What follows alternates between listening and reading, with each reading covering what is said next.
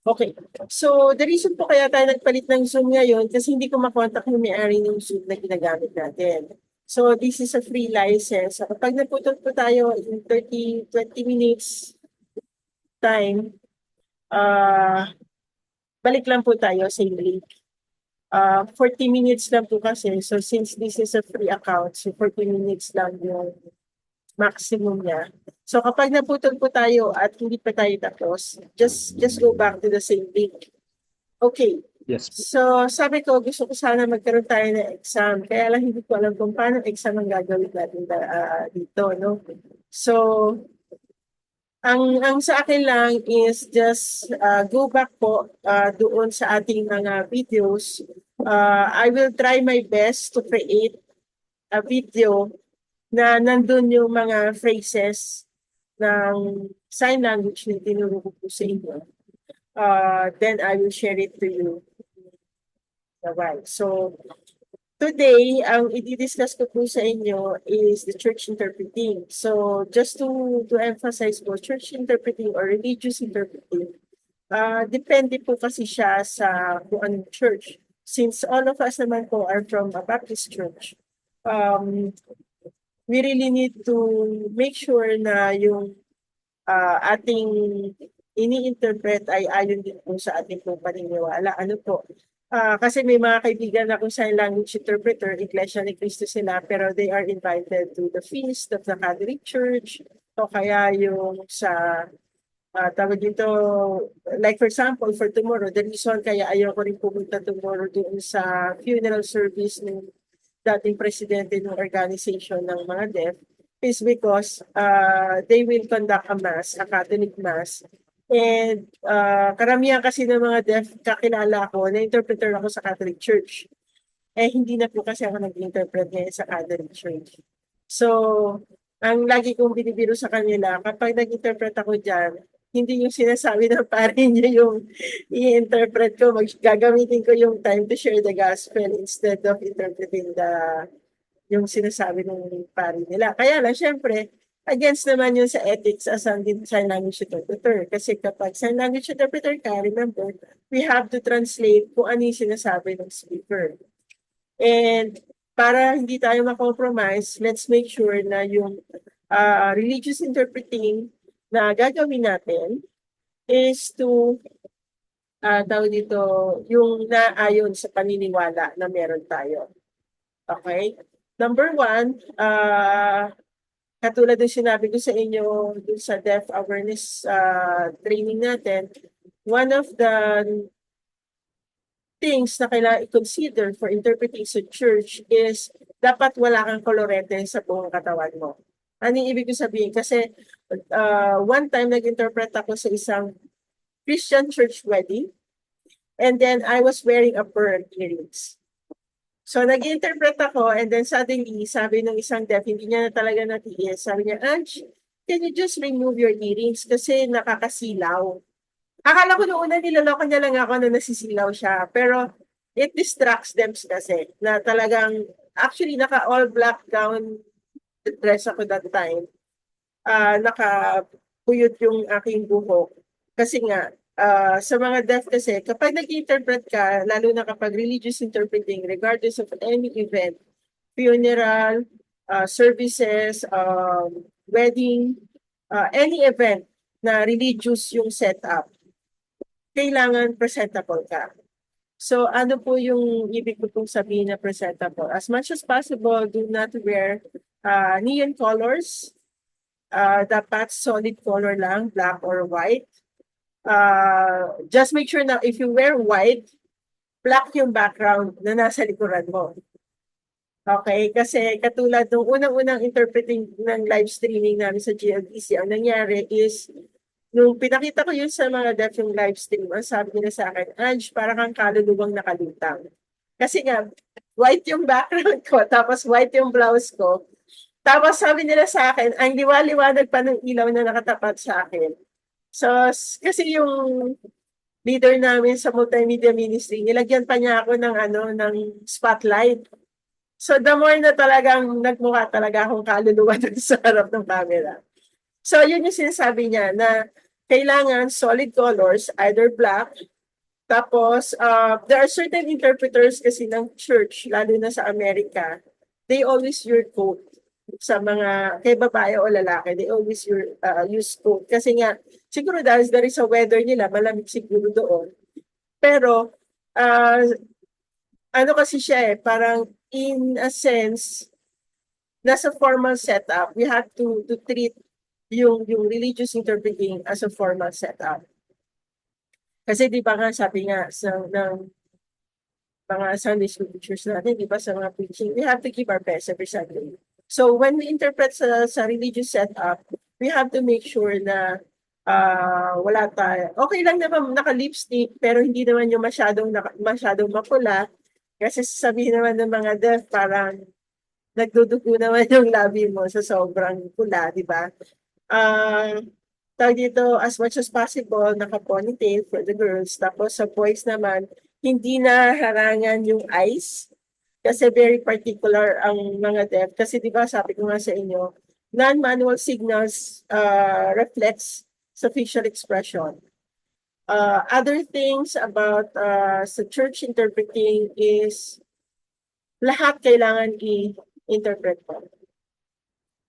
Jokes ng preacher, story ng preacher, yung Bible reading, everything kailangan interpret mo. So this is the reason why I am encouraging everyone to really know your Bible, to really know the Bible stories. Kasi if you know your Bible, alam mo kung ano yung mga sinasabi ng preacher.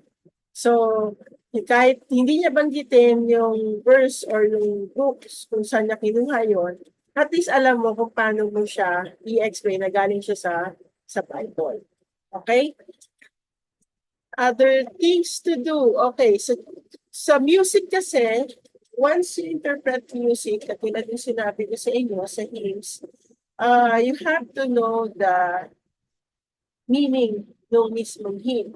So, katulad for example, dun sa ginawa kong sign language interpretation ng firm foundation ng klase ni Miss Anilevo sa GLCA, hindi siya yung word-for-word interpretation. Meron siya talagang, kumbaga kung ano yung translation niya talaga, kung ano yung meaning ng phrase na yon, yun yung in-interpret ko dun sa sign language interpretation na yun.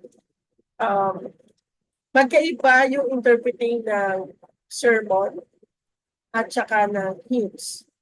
Okay? Kasi sa hymns, once na nag-interpret ka sa hymns, buong katawan mo kasama.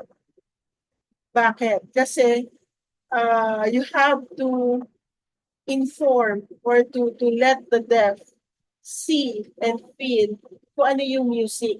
Kasi yung senyas, yun yung words or lyrics ng music. Pero yung music itself, kailangan maramdaman nila yon by way of your interpretation sa buong katawan mo. May mga ipapadala ko sa inyong link. Merong isa kasi si Amber G, meron siyang tinatawag na Amber G Production. She's a hearing sign language interpreter sa Amerika. As what I mentioned, I think napakita ko to sa inyo before. As what I mentioned to you, kapag nag-interpret siya, hindi lang yung lyrics ng songs yung in-interpret niya, but also the music, yung instruments, kung ano yung mga instruments na tumutugtog, na i-interpret niya yon. So, kahit interlude siya, ramdam ng mga deaf na, okay, ito yung tumutugtog yung drums, tumutugtog yung piano, tumutugtog yung guitar. So yun, meron siyang lecture about it kung para saan ang pag-interpret ng music. Of course, she's talking about secular music. So ang gusto ko lang i-point out is we can adapt yung kanyang point of view in interpreting music sa church interpreting ng hymns. Okay? So, katulad ng promise ko sa inyo, I will teach you the sign language ng church or religious setup. Just bear with me, hindi ako gumawa ng tawag dito, na pangalan dito. ng PowerPoint kasi napansin ko sa dalawang previous natin na na video, hindi pala masyadong nakikita yung senyas ko.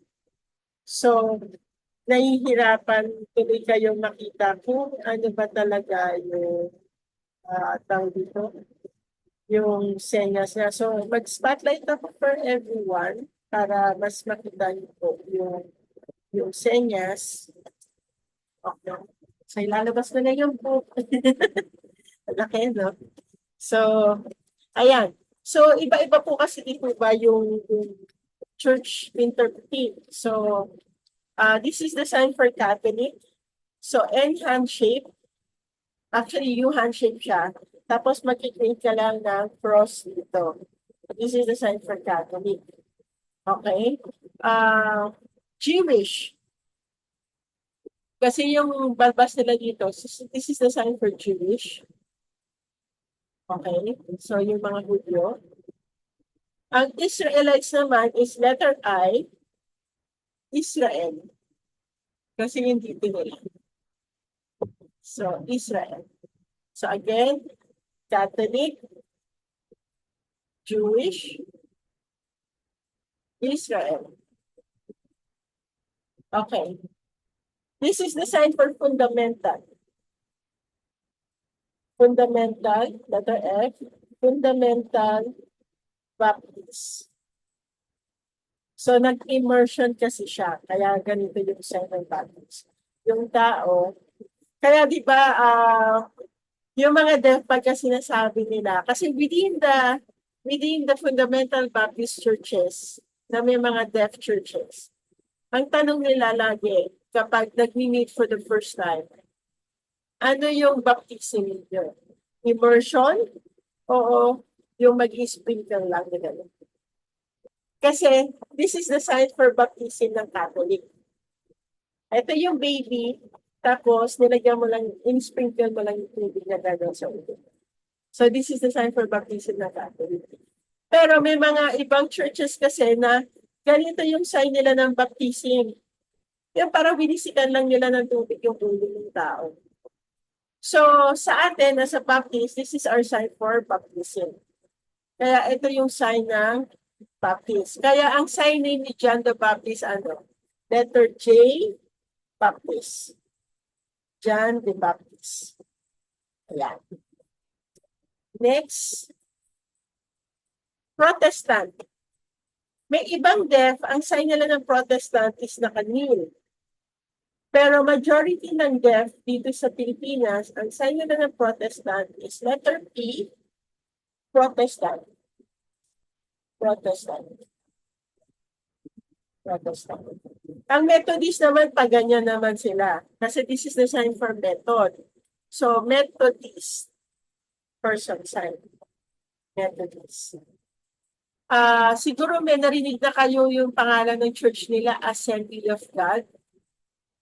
So, this is the sign for assembly, letter A, Assembly of God. This is the sign for God. Letter G, pababa. May iba naman, pag ganyan lang yung God nila. Okay? So, Assembly of God. So, again, ang Baptist, paano nga ulit ang Baptist? Very good. Kasi baka mamaya may magsabi sa akin, ganito yung Baptist, ha? Mapapagalitan tayo ni Pastor. Kasi ang baptism natin is immersion. Kaya pa ganito baptist. Okay, Episcopal is pa ganito. So, kung mapapasin niyo lahat nandito, di ba? Fundamental, Pentecostal, Episcopal. Okay? Yung Lutheran naman, hindi ko alam kung bakit parang law yung kanilang sign. Pero siguro dahil yung belief siguro nila based on the laws sa Deuteronomy, yung first 5 books.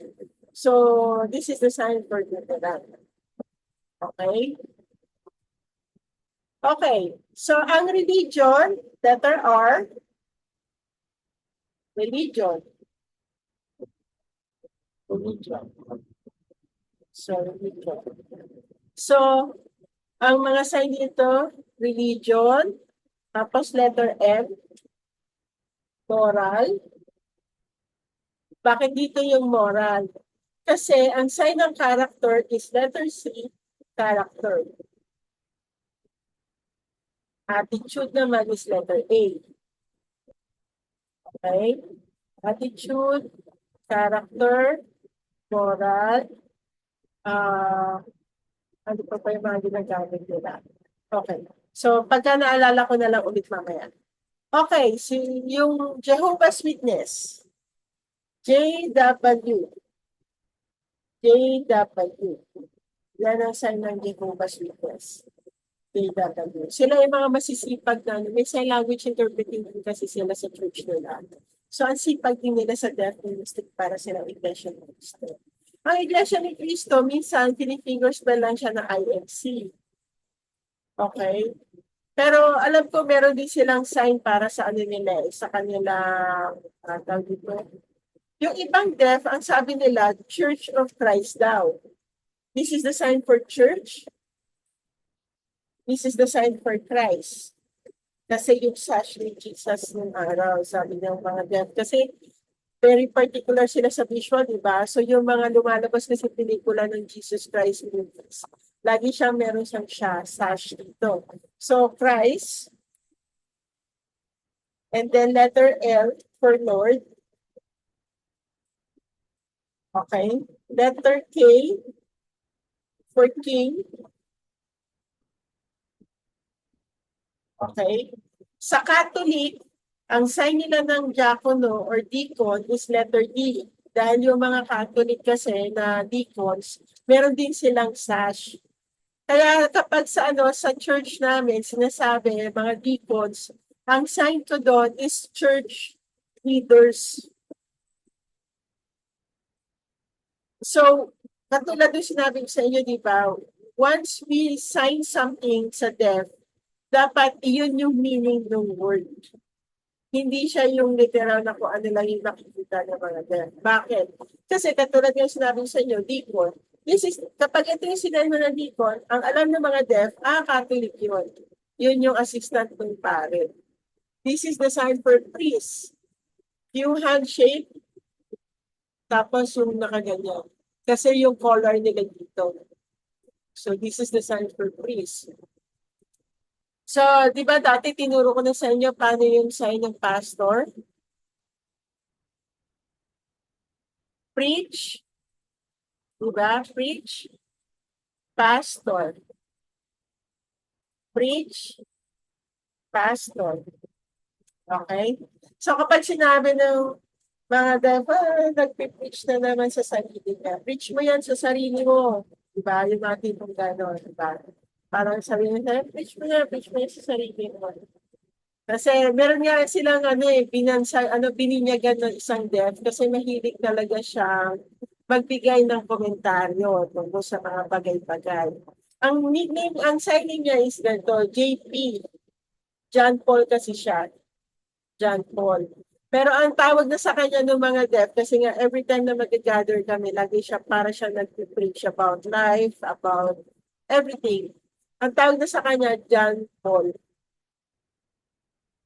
Pinaliktad nila yung preach ng letter B na pag-ganon.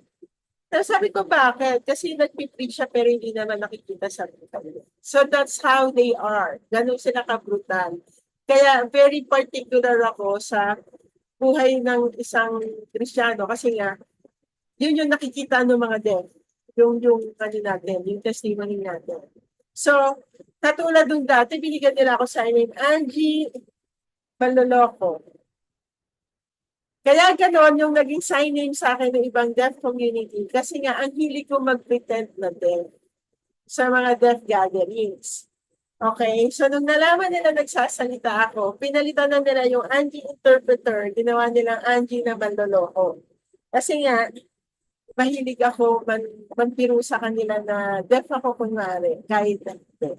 So, dun, pero syempre, binabawi ko yun, like, kasi sabi sa kanila, wag yung sa akin yan, wag yan ang signing ko, ha? Ayaw pa ng ganyang signing.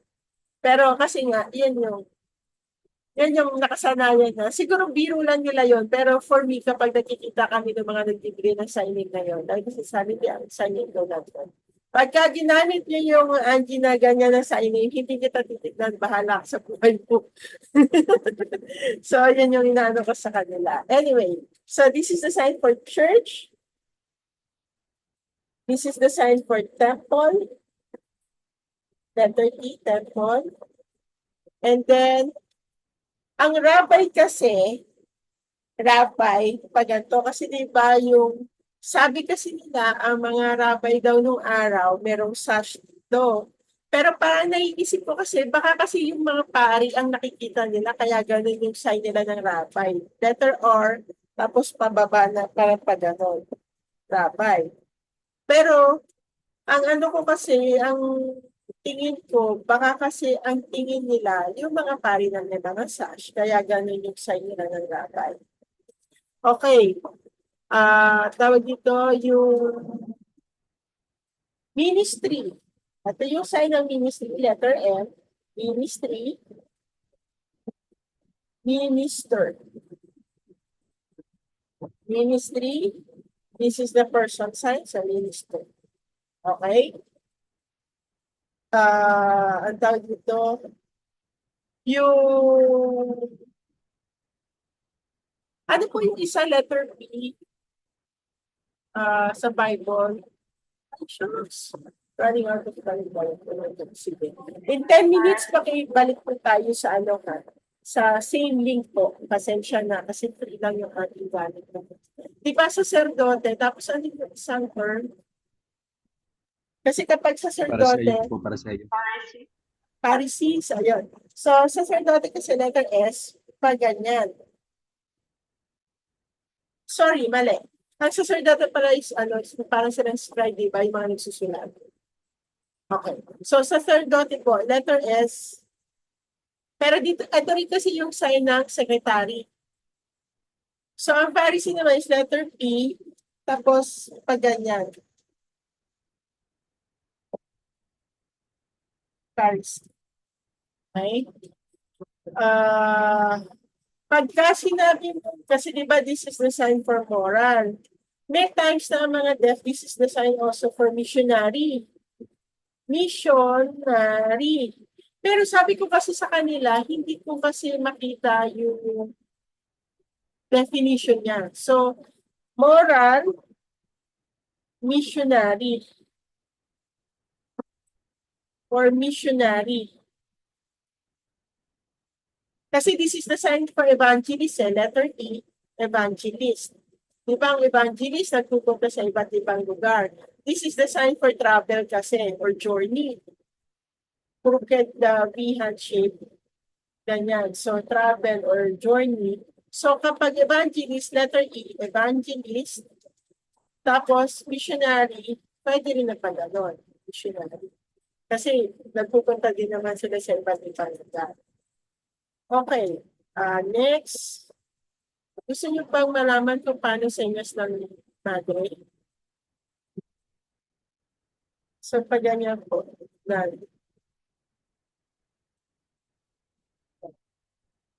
okay. Kasi yung belo nila. Kapag Muslim naman, taga to Muslim. Letter M, Muslim.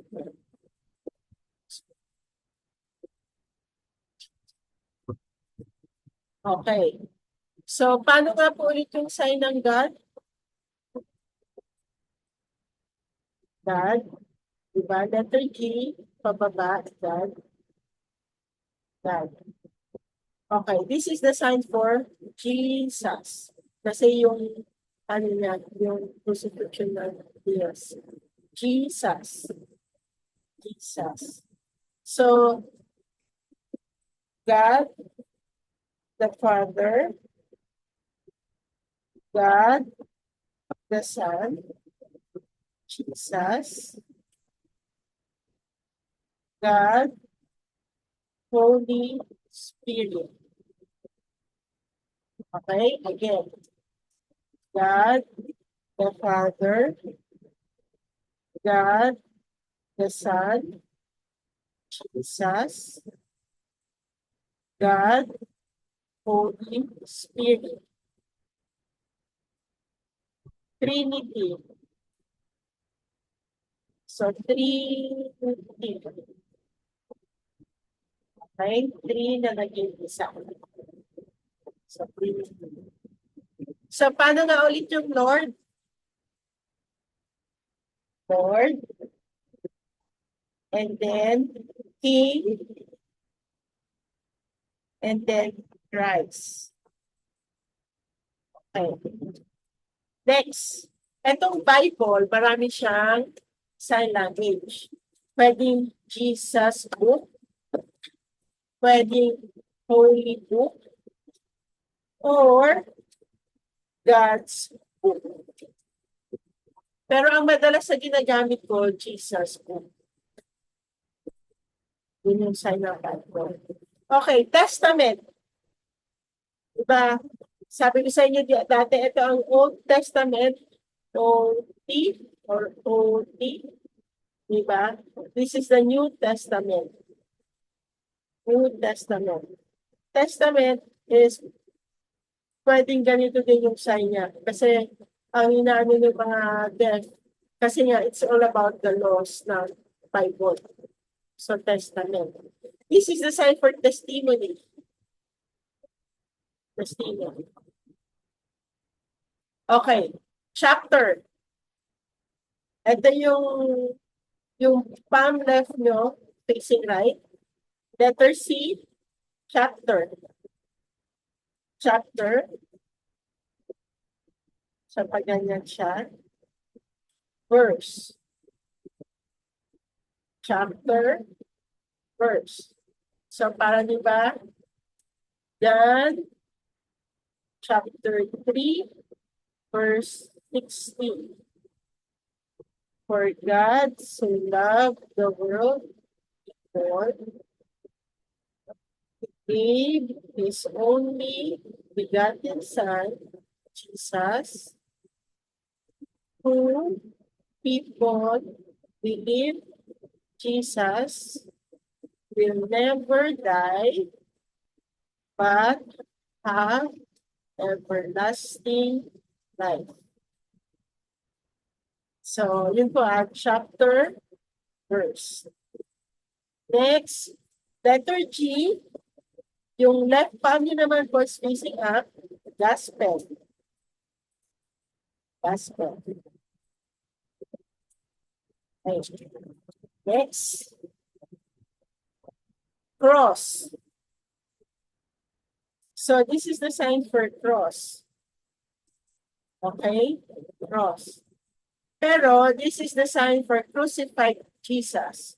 Jesus crucified. Right? This is the sign for cross. Crucified Jesus.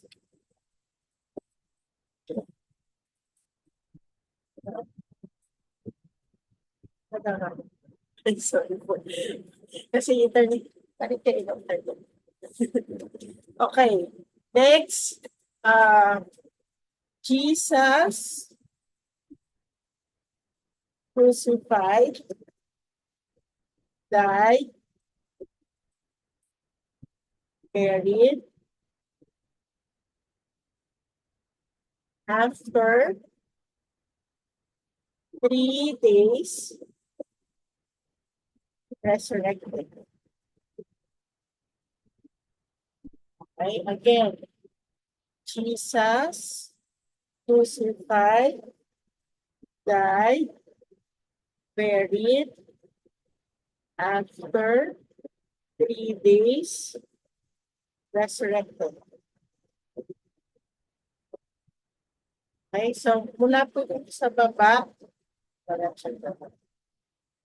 so that's the resurrection. This is the sign for ascension. Ascension. Okay. Next, heaven. So yung heaven, pinaikot mo pa ganyan. Okay? So para hindi ko mahirap, pumasok ka ganyan, sabay pa ganyan. Heaven. Okay, sign ng hell. Hell. Dito sa sign. Hell. Heaven. Hell. Okay?